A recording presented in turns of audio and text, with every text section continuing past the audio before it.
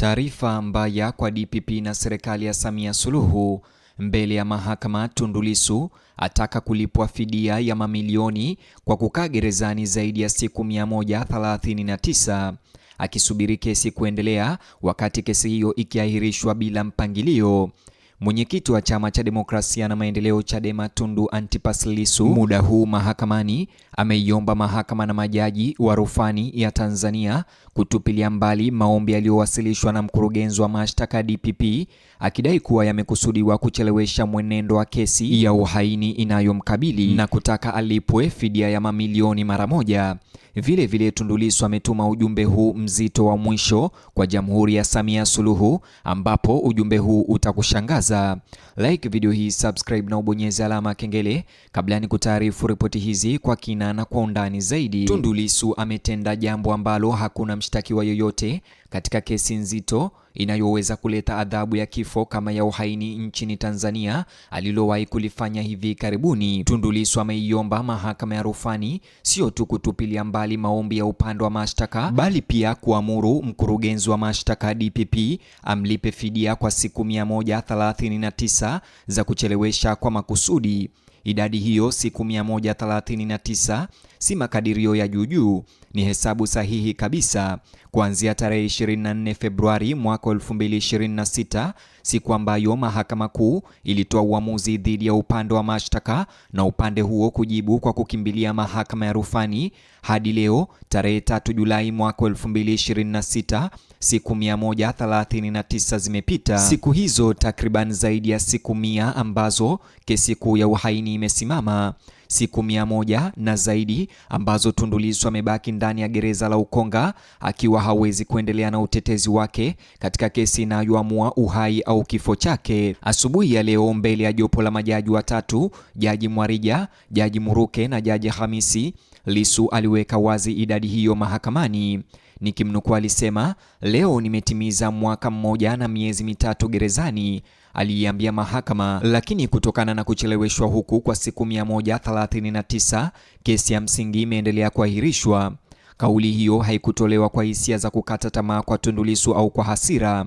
Ilitolewa kama hoja ya kisheria, msingi wa madai yake kwamba mahakama inapaswa kwenda mbali zaidi ya kutupilia mbali tu maombi ya upande wa mashtaka. Kwa sababu kutupilia mbali maombi pekee, Lissu alibainisha hakutoshi.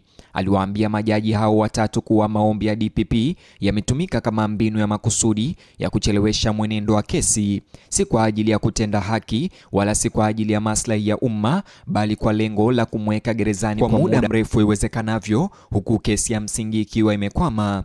Alihoji moja kwa moja mahakamani, maombi haya yana faida gani kwa wananchi wa Tanzania? Jibu lake kwa swali hilo lilikuwa wazi kabisa: hayana faida yoyote, yanatimiza lengo moja tu, kurefusha muda wa kesi dhidi ya mtu ambaye tayari ametumia zaidi ya mwaka mmoja kizuizini katika gereza la ulinzi mkali kwa shtaka linalobeba adhabu ya lazima ya kifo. Kisha Tundu Lissu alipanua hoja hiyo na kuingia katika nyanja ya kikatiba. Alisema DPP ana wajibu wa kikatiba wa kuhakikisha kesi za mahakamani hazidhulumiwi na kwamba maslahi ya umma yanalindwa katika jinsi mashtaka yanavyoendeshwa. Kuwasilisha ombi la marekebisho ambalo linasimamisha kesi ya kifo kwa siku 139, alisema ni ukiukaji wa moja kwa moja wa wajibu huo, si utekelezaji wake. Na kisha likaja ombi ambalo litazungumziwa zaidi ya chumba hiki cha mahakama. Lissu aliomba mahakama ya rufaa kutumia mamlaka yake kumwamuru DPP kumlipa fidia kwa usumbufu uliosababishwa na siku hizo 139 za ucheleweshaji usio wa lazima. Mtazamaji, hilo ni swali la ajabu. Ni mtu anayekabiliwa na adhabu ya kifo akibadilisha mchakato wa kisheria na kuiambia taasisi inayomshtaki umesababisha madhara na unapaswa kulazimika kulipa mamilioni au kulipa fidia. Upande wa mashtaka bado haujajibu. Timu ya DPP inatarajiwa kuwasilisha hoja zao za kupingana kabla ya jopo la majaji watatu kutoa uamuzi wowote. Lakini mfumo ambao Tundu Lissu ameweka mbele ya Jaji Mwarija leo, Jaji Muruke na Jaji Hamisi ni ule utakaowataka kuamua sio tu kama ombi la marekebisho ni halali kisheria, lazima pia waamue kama mahakama ina nguvu na nia ya kuwajibisha upande wa mashtaka kwa uharibifu ambao ujanja wake wa kiutaratibu husababisha kwa mshtakiwa ambaye bado yuko kizuizini kizuizini kwa muda wote, ambao ujanja wake wa kiutaratibu umesababisha kwa mshtakiwa ambaye bado yuko kizuizini kwa kukaa muda huu wote. Swali hilo lina athari zinazoenea zaidi ya kesi hii maalum. Ikiwa mahakama ya rufaa itatoa fidia, ingetuma ishara kwa waendesha mashtaka kote Tanzania kwamba mbinu za kuchelewesha kesi za kifo hubeba gharama halisi ya kisheria, si tu kwa mshtakiwa anayeziteseka bali pia kwa taasisi inayowatuma. Ikiwa mahakama itakataa, Tundu Lissu bado ameweka hoja hiyo kwenye rekodi katika kesi inayofuatwa kimataifa mbele ya jopo ambalo uamuzi wake utachunguzwa na waangalizi wa sheria, mashirika ya haki za binadamu na serikali za kigeni ambazo tayari zimekuwa zikifuatilia jinsi Tanzania inavyoshughulikia kesi hii kwa zaidi ya mwaka mmoja. Kuna jambo moja zaidi kuhusu kile Lissu alichofanya katika chumba cha mahakama leo ambalo linastahili kusemwa waziwazi. Yeye si wakili mwenye sifa anayesimama kwenye baa na timu ya watafiti na wakili mwandamizi anayepitia hoja zake usiku kucha. Yeye ni mtu ambaye amekuwa ndani ya gereza la Ukonga kwa zaidi ya miezi 14 akiandika mawasiliano yake ya kisheria yeye binafsi kutoka seli bila kusaidiwa, akiwasilisha maombi yake mwenyewe, na sasa anasimama mbele ya majaji watatu wakuu wa rufaa nchini Tanzania akitoa madai ya fidia dhidi ya serikali inayomshtaki.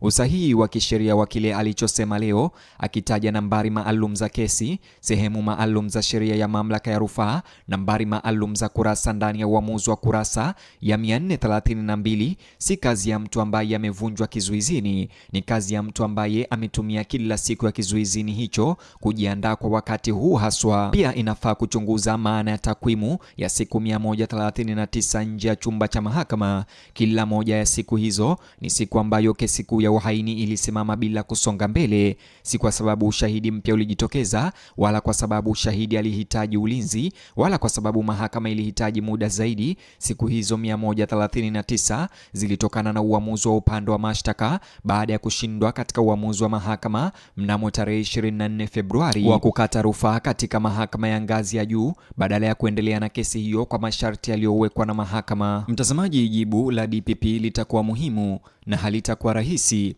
Upande wa mashtaka sasa lazima uwaeleze majaji watatu wa mahakama ya rufaa kwa nini ombi lao la marekebisho linapaswa kusikilizwa kabisa. Kutokana na hoja ya Lissu kwamba inapinga uamuzi wa kati, kwa nini kucheleweshwa kwa siku 139 kulikosababisha kunahalalishwa kisheria, na kwa nini mtu ambaye ametumia zaidi ya mwaka mmoja kizuizini cha usalama wa hali ya juu kwa shtaka la kifo hapaswi kupata suluhisho lolote la usumbufu ambao mkakati wao wa kiutaratibu umesababisha.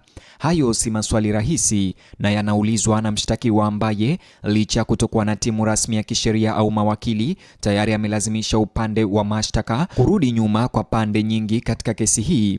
Tutaendelea kufuatilia kila maendeleo kadri yanavyotokea mahakamani, na mara tu mahakama ya rufaa itakapotoa uamuzi wowote leo au kesho kuhusu ombi la Lissu la kutupilia mbali ombi hilo na kutoa fidia ya mamilioni dhidi ya DPP na Jamhuri, tutakuletea mara moja.